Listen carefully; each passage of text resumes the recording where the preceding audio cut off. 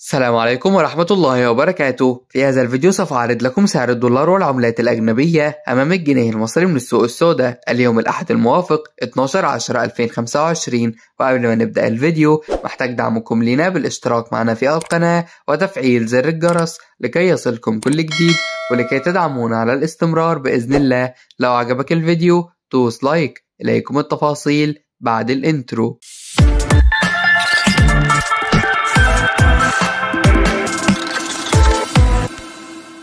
سجل الريال السعودي شراء 12 جنيه و58 قرش وباع 12 جنيه و75 قرش. سجل الريال القطري شراء 12 جنيه و23 قرش وباع 13 جنيه و7 قروش. سجل الدرهم الإماراتي شراء 12 جنيه و87 قرش وباع 13 جنيه وقرش. سجل الدينار الأردني شراء 66 جنيه و26 قرش وباع 67 جنيه و19 قرش. سجل الدينار الكويتي شراء 150 جنيه و36 قرش وباع 156 جنيه و22 قرش. سجل اليورو شراء 55 جنيه و53 قرش وباع 55 جنيه و91 قرش. سجل الجنيه الاسترليني شراء 63 جنيه و25 قرش وباع 64 جنيه و4 قروش. سجل الدولار شراء 47 جنيه و20 قرش وباع 47 جنيه و60 قرش. في نهاية الفيديو لا تنسونا بالاشتراك معنا في القناة وتفعيل زر الجرس.